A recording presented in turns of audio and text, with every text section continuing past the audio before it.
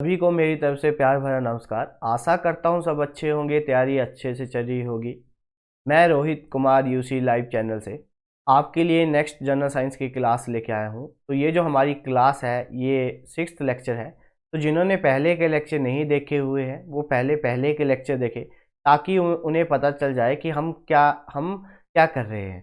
और ये जो जितनी भी क्लासेस हो रही हैं सारी इम्पोर्टेंट है, तो लेक्चर को ध्यानपूर्वक देखें और हमारे चैनल यूसी लाइव को सब्सक्राइब, हमारी वीडियो को शेयर और लाइक जरूर करें। ठीक है, तो आज का डिस्कशन स्टार्ट करते हैं। तो नेक्स्ट है हमारे पास इलेक्ट्रोमैग्नेटिक वेव। तो इलेक्ट्रोमैग्नेटिक वेव क्या होती है? ठीक है जी। अब इलेक्ट्रोमैग्नेटिक वेव क्या होती है, अब आपको पता है। यहाँ पे आपको दो वर्ड दिख रहे होंगे, एक इलेक्ट्रो और एक मैग्नेटिक। इलेक्ट्रो मतलब इलेक्ट्रिक फील्ड, मैग्नेटिक मतलब मैग्नेटिक फील्ड। ये इन दोनों इस मैग्नेटिक फील्ड जो मैग्नेटिक जो हमारे पास इलेक्ट्रोमैग्नेटिक वेव होती है, इसको ट्रेवल करने के लिए किसी भी मीडियम की जरूरत नहीं पड़ती है। ये क्या होती है, ये वैक्यूम में ट्रेवल करती है, ठीक है, या एयर में ट्रेवल करती है। तो जो भी हमारे पास इलेक्ट्रोमैग्नेटिक वेव होगी, इसमें दो वेव्स होती हैं। एक होती है इलेक्ट्रो और दूसरी होती है मैग्नेटिक। अब जो इलेक्ट्रो होती है वो इलेक्ट्रिक फील्ड के द्वारा बनाई जाती है और जो मैग्नेटिक होती है वो मैग्नेटिक फील्ड के द्वारा बनाई जाती है। ये दोनों आपस में क्या होती हैं, परपेंडिकुलर होती है। ये बनाया हुआ डायग्राम नीचे आपके पास, ये डायग्राम आपको दिख रहा होगा। यहाँ से इलेक्ट्रिक फील्ड चल रही है ऐसे ऐसे, और यहाँ से मैग्नेटिक फील्ड आ गई ऐसे ऐसे।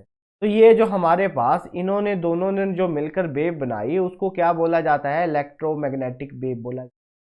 अब इसमें पेपर में क्वेश्चन आता है कि इलेक्ट्रोमैग्नेटिक जो वेव होती है ये कहाँ पे ट्रेवल करती है। तो इजीली ये ट्रेवल कहाँ पे करेगी, वैक्यूम में या एयर में। तो ये हमारे पास लाइट वेव होती है। जो हमारे पास लाइट है, जो सन से लाइट आती है, वो किस नेचर की होती है, तो इलेक्ट्रोमैग्नेटिक इन नेचर की होती है। क्लियर है जी। जो कहाँ पे ट्रेवल करती है, वैक्यूम में ट्रेवल करती है। अब ये पीरियोडिकली क्या करती रहती है, जो मैग्नेटिक फील्ड है और जो हमारे पास इलेक्ट्रिक फील्ड है, वो पीरियोडिकली मतलब रेगुलर टाइम ऑफ इंटरवल में अपने आप को चेंज करती रहती है और क्या बनाती हैं, इलेक्ट्रोमैग्नेटिक वेव बनाती हैं। तो ये होता है इलेक्ट्रोमैग्नेटिक वेव। अब इसमें नेक्स्ट हमारे पास इंपॉर्टेंट है इसका स्पेक्ट्रा, कि कौन कौन सी वेव होती है, किसकी ज़्यादा वेव लेंथ होती है, किसकी ज़्यादा फ्रीक्वेंसी होती है, वो मैं आपको आगे स्पेक्ट्रम में समझाता हूँ। अब ये हमारे पास है इलेक्ट्रोमैग्नेटिक स्पेक्ट्रा। अब जो लाइट होती है वो हमारे पास जो लाइट होती है उसमें कौन कौन सी वेव होती हैं, जो हमारे पास ये इलेक्ट्रोमैग्नेटिक जो स्पेक्ट्रा होता है इसमें बताया जाता है कि रेडियो वेव क्या होती है, माइक्रोवेव क्या होती है, इंफ्रारेड क्या होती है, विजुअल रीजन क्या होता है, अल्ट्रावायलेट क्या होता है, एक्स रेज क्या होता है और गामा रेज क्या।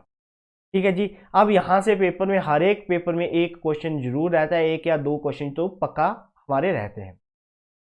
अब क्या बोला गया है कि हमारे पास इंक्रीजिंग फ्रीक्वेंसी की इस तरफ को क्या होगा, फ्रीक्वेंसी इंक्रीज होगी और वेवलेंथ क्या होगी, डिक्रीज होगी। क्योंकि हमारे पास जो फ्रीक्वेंसी का फॉर्मूला होता है वो क्या होता है, देखिए, जो हमारे पास न्यू होती है frequency, that is directly inversely proportional to lambda. कि वेवलेंथ होती है लैम्डा, अगर लैम्डा इंक्रीज करेगा तो फ्रीक्वेंसी क्या करेगी, डिक्रीज करेगी। अब इस प्रोपोर्शनैलिटी को हटाने के लिए यहाँ पे एक कांस्टेंट आता है जिसको बोला जाता है सी लैम्डा। और सी क्या होता है, स्पीड ऑफ लाइट। सी क्या होती है जी, स्पीड ऑफ लाइट। और स्पीड ऑफ लाइट की वैल्यू कितनी होती है, कि लाइट की जो गति है वो कितनी होती है, 3 × 10⁸ मीटर पर सेकेंड। ठीक है जी। अब ये हमारे पास क्या होती है, स्पीड होती है किसकी, लाइट की। अब सबसे ज़्यादा वेवलेंथ किसकी होगी जी, रेडियो वेव की, उसके बाद माइक्रोवेव की, उसके बाद इंफ्रारेड की, उसके बाद विजिबल की, और उसके बाद अल्ट्रावायलेट। सबसे कम जो वेवलेंथ होती है वो किसकी होती है जी, एक्स रे गामा रेज की होती है। और उसके कम किसकी होती है, एक्स रेज की होती है। इंपॉर्टेंट है, पूछा जाए कि सबसे कम वेवलेंथ किसकी होती है तो गामा रेज की होती है, और पूछा जाए कि सबसे ज़्यादा वेवलेंथ किसकी होती है तो रेडियो वेव। अब रेडियो वेव आपको भूल जाए, मान लो कि आपको याद नहीं रहा रेडियो वेव कि रेडियो वेव जो होती है उसकी वेवलेंथ कैसे ज़्यादा होती है। रेडियो मतलब जो हमारे पास रेज आती हैं वो कहाँ से आएंगी, स्पेस से आएंगी। तो स्पेस से जो वेव मतलब जो हमारे पास रेडियो जो हम सुनते हैं वो रेडियो वेव होती है। तो सन मतलब कहाँ से आ रही है, स्पेस से आ रही है, हमारे तक पहुँच रही है, तो उसकी लेंथ क्या होगी, ज़्यादा ही होगी। तो वेव लेंथ क्या होती है, लेंथ होती है, तो रेडियो वेव की वेव लेंथ क्या होगी, ज़्यादा। अब रेडियो वेव की वेव लेंथ ज़्यादा है तो हमारे पास जो फ्रिक्वेंसी होगी वो किसकी ज़्यादा होगी, गामा की होगी। अगर हमारे पास रेडियो वेव की वेवलेंथ ज़्यादा है तो फ्रीक्वेंसी क्या होगी, कम होगी, इन्वर्सली प्रोपोर्शनल है। क्लियर है जी बात। अब यहाँ पे मैं आपको एक बात और बताना चाहूँगा कि जो हमारे पास ये जो विजिबल रीजन होता है, जहाँ तक हम देख सकते हैं, जो हम देख सकते हैं उसकी जो वेवलेंथ होती है वो कितनी होती है, कहाँ से कहाँ तक हम देख सकते हैं, तो वो होती है देखिए 400 नैनोमीटर, नैनोमीटर से लेकर 700 नैनोमीटर के बीच में अगर हमारे पास कोई भी वेवलेंथ होगी तो वो हमें दिख जाएगी। लाइट की कोई भी वेवलेंथ होगी, ये जो हमारे पास रीजन होता है ये विजुअल रीजन होता है। तो इसमें जो हमारे पास लाइट आती है, जो हमारे पास लाइट आती है वो क्या आती है, विबग्योर। ठीक है जी। हमारे पास ये क्या होता है, एक फॉर्मूला होता है विबग्योर का, जो हमारे पास फॉर्मूला रहता है ये रहता है। ठीक है। अब हमारे पास बी से वॉयलेट, आई से इंडिगो, बी से ब्लू, जी से ग्रीन, बाई से येलो, ओ से ऑरेंज और आर से रेड। तो जो हमारे पास ये जो स्पेक्ट्रा होता है, जो हमारे पास लाइट आती है, तो इसका जो हमारे पास रहता है ये 400 नैनोमीटर से लेकर 700 नैनोमीटर के बीच में रहता है। अब नैनोमीटर कितना होता है जी, नैनोमीटर मैंने आपको बताया था यूनिट में, नैनोमीटर क्या होता है 10⁻⁹ जो होता है वो मीटर सॉरी होता है। अब हमारे पास ये नैनोमीटर होता है। अब हमारे पास पेपर में क्वेश्चन आता है कि विजिबल रीजन कहाँ पे लाइज करता है, तो कहाँ से, 400 नैनोमीटर से लेकर 700 नैनोमीटर के बीच में। अगर पूछा जाए कि हमारे पास जो अल्ट्रा वायलेट रीजन है वो कहाँ पे लाइज करेगा, अगर हमारे पास लाइज करेगा जो 700 से ज़्यादा अगर हमारे पास वेवलेंथ होगी, मान लो कि यहाँ पे हमारे पास हो गया 824 नैनोमीटर, तो 824 नैनोमीटर कहाँ पे लाइज करेगी जी, अल्ट्रा वायलेट रीजन में। अब दूसरा हमारे पास पूछा गया कि इंफ्रारेड कहाँ होगी, जो 400 से छोटा होगा। अगर हमारे पास 324 हमारे पास नैनोमीटर है, 324 क्या है, नैनोमीटर है। अगर 324 नैनोमीटर तो वो किस रीजन में लाइज कर गया, इंफ्रारेड रीजन में। तो इंपॉर्टेंट है जी, ये वेरी वेरी इंपॉर्टेंट है, इसको ध्यान में रखना कि इलेक्ट्रोमैग्नेटिक स्पेक्ट्रा क्या होता है और ये कैसे काम करता है, और यहाँ पे किसकी वेवलेंथ ज़्यादा होती है और किसकी वेवलेंथ है कम होती है। ठीक है जी। अब हमारे पास जो नेक्स्ट आ गया साउंड वेव। अब जो साउंड वेव होती है हमारे पास, उसको वो क्या होती है कि इसको ट्रेवल करने के लिए क्या चाहिए, मीडियम चाहिए। अगर मीडियम नहीं होगा तो साउंड वेव ट्रेवल नहीं कर पाएगी। वेरी वेरी इंपॉर्टेंट, पता नहीं कितनी बार एसएससी के पेपर में आ चुका है, और जो लास्ट से लास्ट ईयर एनडीए में भी ये क्वेश्चन आ चुका था कि साउंड वेव को ट्रेवल करने के लिए क्या चाहिए, मीडियम चाहिए। अगर वो मीडियम नहीं होगा तो वो ट्रेवल नहीं कर सकती। अगर पूछा जाएगा कि साउंड वेव वैक्यूम में ट्रेवल करती है जी, जो हमारे पास वैक्यूम जो रहता है वैक्यूम में ट्रेवल नहीं करती है, उसको ट्रेवल करने के लिए क्या चाहिए, हमेशा मीडियम चाहिए। और जो हमारे पास ये किस नेचर की होती है, तो मैकेनिकल वेव होती है।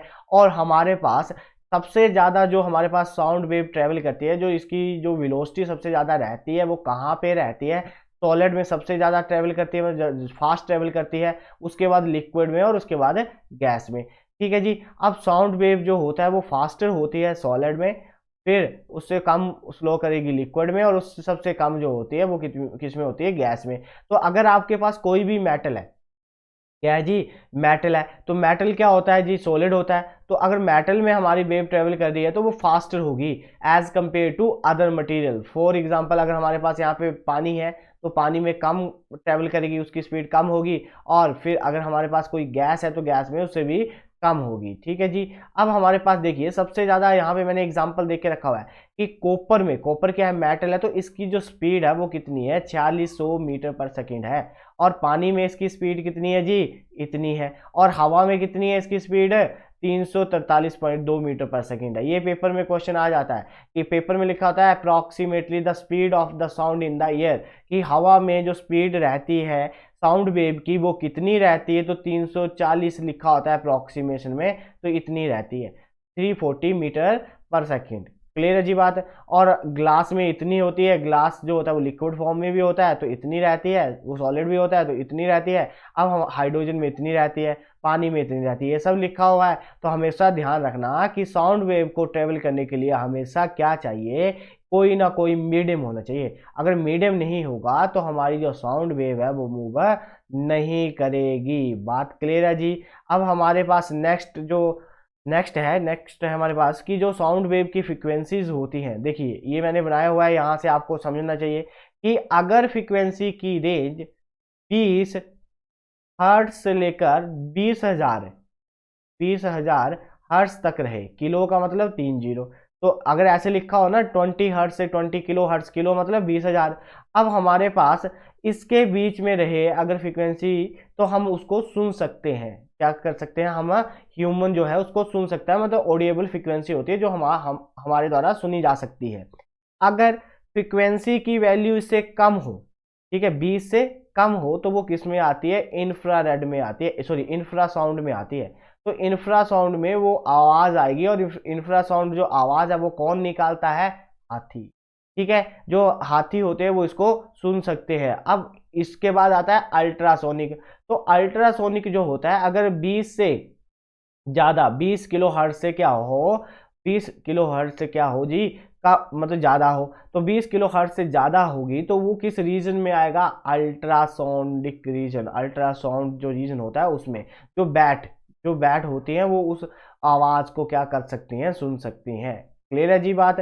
तो ये जो हमारे पास रेंज है ये बड़ी इंपॉर्टेंट है, यहाँ से मैक्सिमम पेपर में क्वेश्चन रहते हैं कि हमारे पास इंफ्रारेड कब होगी, जब 20 हर्ट्ज से कम होगी तो इंफ्रारेड, और जब हमारे पास 20,000 किलो 20,000 हर्ट्ज से ज़्यादा होगी तब हमारे पास क्या होगी जी, तब हमारे पास कौन सी होगी, अल्ट्रासाउंड। क्लियर है जी, जो हमारे पास अल्ट्रासाउंड यूज की जाएगी। अब हमारे पास नेक्स्ट इसके बाद हमारे पास साउंड वेव अल्ट्रासाउंड क्या होता है, किसके लिए यूज किया जाता है। तो अल्ट्रासाउंड हमारे पास जो यूज किया जाता है वो नेविगेशन में भी यूज किया जाता है, ठीक है, जो मेडिसिन होता है वहां पे यूज किया जाता है, इमेजिंग में यूज किया जाता है, जो क्लीनिंग होती है, ठीक है, उसमें यूज किया जाता है, जो हमारे पास मिक्सिंग करते हैं उसमें, कम्युनिकेशन में या टेस्टिंग में। कभी आपने देखा होगा कि जो हमारे पास ऑयल की पाइपलाइन होती है उसमें कहीं पे होल आ जाता है या क्रैक आ जाता है, तो उसको चेक करने के लिए कौन सी साउंड का यूज किया जाता है, तो अल्ट्रासोनिक जो अल्ट्रासाउंड होता है उसका यूज किया जाता है। जो हमारे पास अल्ट्रासोनिक होता है, जो हमारे पास जो शिप होती है जब वो मूव करती है तो पानी के अंदर एक सिग्नल भेजती हैं, और उस सिग्नल में जो वेव जाती है वो कौन सी होती है, अल्ट्रासोनिक वेव होती है। कौन सी होती है, अल्ट्रासोनिक। ध्यान में रख लेना कि जो हमारे पास पनडुब्बी होती हैं वो सिग्नल भेजती हैं, तो उनको जैसे कोई पनडुब्बी चल रही है तो आगे कुछ है तो नहीं, उसको चेक करने के लिए वो क्या भेजती है, वेव भेजती है, और वो किस नेचर की होती है, अल्ट्रासोनिक वेव नेचर की होती है। और उस सिस्टम को क्या बोला जाता है, उस सिस्टम को बोला जाता है सुनार। क्या बोला जाता है जी, सुनार, जो सिम में यूज किया जाता है। Sound navigation and ranging system, इसकी फुल फॉर्म क्या होती है, sound navigation and ranging. Very very important है, पूछ लिया जाएगा कि सुनार कहाँ पे यूज किया जाता है, तो सिप में यूज किया जाता है, जो सिग्नल को भेजेगी और आगे पता करेगा कि आगे कोई मटेरियल तो नहीं है या अगर आगे कोई ऑब्जेक्ट तो नहीं है जिससे जाके हम टकरा जाएंगे। ठीक है जी, तो वहां वहां ये जो है हमारे पास टेक्निक यूज की जाती है। और एक दूसरा टेक्निक होती है हमारे पास, वो यहीं पे बता देता हूँ, वो होती है रडार। ठीक है जी, रडार क्या होता है, रेडियो डिटेक्शन, जो हमारे पास रेडियो डिटेक्शन एंड रेंजिंग, इसकी फुल फॉर्म होती है रेडियो डिटेक्शन एंड रेंजिंग। और इसमें जो वेव भेजी जाती है वो कौन सी वेव भेजी जाती है, रेडियो वेव भेजी जाती है। कौन सी वेव भेजी जाती है, रेडियो वेव। ये किस में यूज किया जाता है, जो हमारे पास स्पेस में अगर कोई एरोप्लेन चल रहा है तो उसको उससे आगे कुछ है तो नहीं, तो एरोप्लेन कहाँ पे है, उसको कहाँ लैंडिंग करनी है, तो यहाँ से एक सिग्नल भेजा जाता है जो वहां पे जाके स्ट्राइक करता है और वापस स्टेशन तक आता है, ताकि हमें पता चल जाता है कि जो हमारा एरोप्लेन है वो कहाँ पे है। उसी तरह ये सुनार सिस्टम है, यहाँ से शिप से सिग्नल भेजा जाता है, आगे कोई मटेरियल होगा उसके साथ टकराएगा और फिर वापस आएगा, फिर हमें पता चल जाएगा कि वो वाला जो ऑब्जेक्ट है वो कितनी दूर है। ठीक है, अब नेक्स्ट है हमारे पास इको। अब इको तो आपने सुना होगा कि इको क्या होती है, आपने मैक्सिमम टाइम देखा होगा कि आवाज़ गूंजती है। तो आवाज़ गूंजती है, वो कैसे गूंजती है और उसको वो होता क्या है। तो देखिए हमारे पास इको एक ऐसी repetition of the parsley repetition होती है साउंड की, जो किसकी वजह से होती है, रिफ्लेक्शन की वजह से होती है। कि हमारी आवाज़ जाती है कमरे में, बंद कमरे में, और वहां पे दीवार के साथ टकराएगी और फिर क्या जाएगी, वापस आ जाएगी। तो उस सिस्टम को क्या बोला जाता है, उस सिस्टम को बोला जाता है इको, और या जो हमारे पास इको इसको कहा जाता है।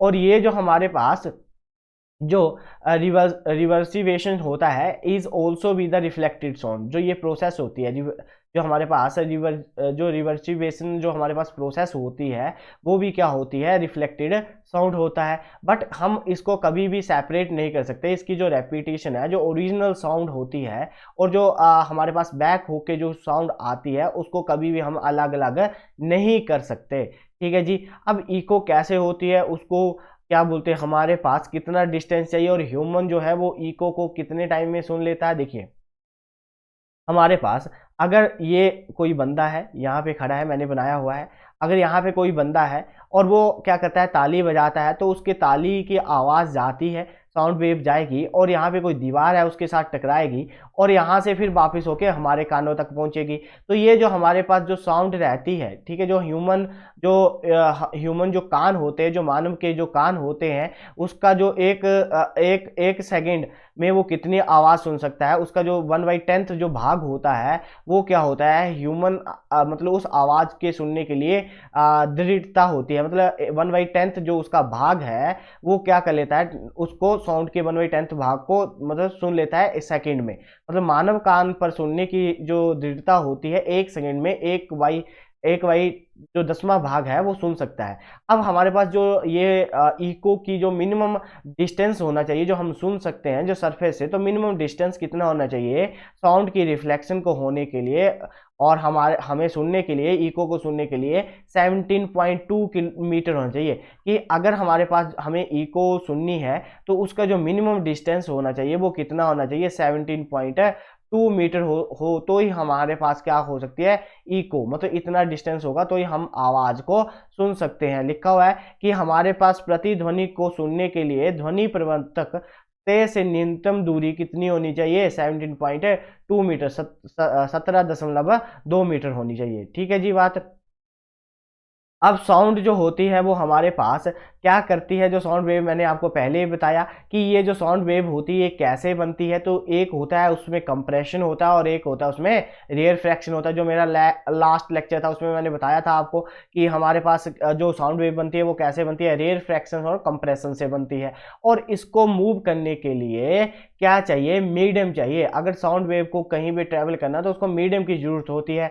और जो sound wave remains same all the frequencies in given medium, कि उसकी फ्रीक्वेंसी क्या रहती है, सेम रहती है अंडर सेम फिजिकल कंडीशन। अगर फिजिकल कंडीशंस चेंज ना हो, तो अगर कोई भौतिक जो हमारे पास परिस्थितियां वो चेंज ना हो, तब हमारे पास जो फ्रीक्वेंसी है वो क्या रहेगी, मीडियम के बीच में सेम रहेगी। क्लियर है जी। अब हमारे पास जो फैक्टर होते हैं जिसके द्वारा साउंड वेव को इफेक्ट करता है, वेरी वेरी इंपॉर्टेंट फैक्टर है। क्लियर है जी। अब पहला फैक्टर है डेंसिटी, मतलब घनत्व। अब हमारे पास बोला गया कि जो हमारे पास ये साउंड वेव है उसको इफेक्ट करने वाले कौन कौन से फैक्टर है। एक होती है डेंसिटी, एक होता है टेम्परेचर। अगर मैं डेंसिटी को मीडियम, मतलब जो डेंसिटी मतलब कि जो मॉलिक्यूल्स होंगे वो क्या होंगे, बिल्कुल क्लोज होंगे। अगर बिल्कुल पास होंगे तो साउंड वेव को ट्रेवल करने में क्या, जो साउंड वेव है वो फास्ट ट्रेवल करेगी। तो हमारे पास एक बात ध्यान में रख लेना कि जितना भी डेंस मटेरियल हो, मतलब जिसमें जैसे सॉलिड है, सॉलिड के जो पार्टिकल्स होते हैं वो पास होते हैं, इसीलिए सॉलिड में जो हमारे पास आवाज है वो बड़ी फास्ट मूव करती है। ठीक है जी। तो हमारे पास अगर डेंसिटी ज्यादा होगी किसी भी मीडियम की, तो जो स्पीड ऑफ साउंड है वो भी क्या होगी जी, ज्यादा होगी। ध्यान में रख लेना, वेरी वेरी इंपॉर्टेंट है कि अगर हमारे पास कोई डेंस मीडियम होगा, ठीक है, डेंस मीडियम मतलब सॉलिड होगा जिसके पार्टिकल क्या होंगे, पास होंगे, तब हमारे पास जो स्पीड की साउंड है वो भी क्या होगी, ज्यादा होगी।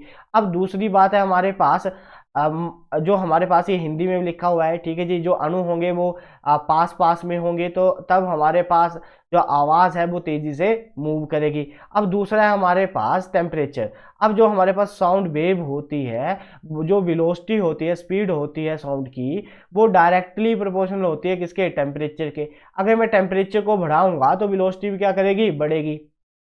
क्लियर है जी बात। अब बोला गया कि speed of the sound is directly proportional to the temperature, therefore the temperature is increases the speed of the sound is increases. कि अगर मैं टेम्परेचर को बढ़ाऊंगा तो भाई जो हमारे पास टेम्परेचर के बढ़ने से जो हमारे पास स्पीड होती है साउंड की वो भी क्या करती है, बढ़ती है। अब ये है हमारे पास, मैंने आपको पहले ही बताया कि जो हमारे पास डिस्टेंस होगा, जो वेव लेंथ होगी वो क्या होगी, वन रेयर फ्रैक्शन और वन कंप्रेशन के बीच में का जो डिस्टेंस होगा, ये हमारे पास कंप्रेशन मान लो, ये हमारे पास है रेयर फ्रैक्शन, तो इन दोनों के बीच का जो डिस्टेंस होगा उसको क्या कहा जाएगा, वेवलेंथ। और एम्पलीट्यूड क्या होता है कि जो हमारे पास मैक्सिमम डिस्प्लेसमेंट होता है आइदर बी डायरेक्शन, या अपवर्ड या डाउनवर्ड। ये अगर अपवर्ड होगा तो हमारे पास जो आएगा वो पॉजिटिव आएगा, अगर डाउनवर्ड होगा तो नेगेटिव। अब डिस्प्लेसमेंट होती है मतलब विस्थापन, जो हमारे पास विस्थापन होता है, ठीक है जी। अब टाइम पीरियड क्या होगा कि एक ऑसिलेशन को कंप्लीट करने के लिए वेव ने कितना टाइम लिया, that is known as a time period. अब हमारे पास फ्रीक्वेंसी क्या होती है, फ्रीक्वेंसी ये होती है कि एक सेकंड में कितनी नंबर ऑफ ऑसिलेशंस ली, कितनी रेवोल्यूशन ली एक वेव ने, उसको क्या बोल दिया, फ्रीक्वेंसी बोल दिया। अब वेलोसिटी और हमारे पास वेवलेंथ और जो हमारे पास उसके बीच में एक रिलेशन होती है वो क्या होती है, फ्रीक्वेंसी जो होती है हमारे पास, देखिए फ्रीक्वेंसी होती है nu, nu is equal to हमारे पास जो रिलेशन होती है बी अपॉन में सॉरी जो हमारे पास B B is equal to जो होता है बी अपॉन में लैम्डा। तो यहाँ से वेलोसिटी इज इक्वल टू क्या आ गया, न्यू इंटू में लैम्डा। इंपॉर्टेंट रिलेशन है, वेलोसिटी और फ्रीक्वेंसी और वेवलेंथ के बीच में रिलेशन होती है। वेलोसिटी क्या होती है, फ्रीक्वेंसी मल्टीप्लाई में वेवलेंथ। क्लियर है जी बात, इंपॉर्टेंट है, ध्यान में रखना। पेपर में एनडीए सीडीएस में ये क्वेश्चन पूछे जाते हैं, इसलिए मैं आपको ये डीप में थोड़ा करवा रहा हूँ। तो ध्यानपूर्वक लेक्चर को देखना। अगर कहीं पे कोई भी आपको लगता है कुछ समझ में नहीं आया है तो मुझे नेक्स्ट वीडियो में मैं आपको वो सोल्यूशन बता दूंगा, आप मुझे कमेंट सेक्शन में बता देना। ठीक है जी, धन्यवाद। आज की क्लास यहीं पे ऑफ करते हैं। मैं लास्ट में आपको फिर यही कहूँगा कि हमारे चैनल को सब्सक्राइब जरूर करें और वहाँ पे हर एक आपको क्लास मिल जाएगी, हर एक सेक्शन की क्लास मिल जाएगी, चाहे वो जियोग्राफी की हो, चाहे रीजनिंग की हो, चाहे इंग्लिश की हो, चाहे जीके की हो, तो आपको वहाँ पे वो सारी क्लासेस मिल रही हैं। तो हमारे साथ जुड़ें और अपनी तैयारी को कंटिन्यू करें। धन्यवाद।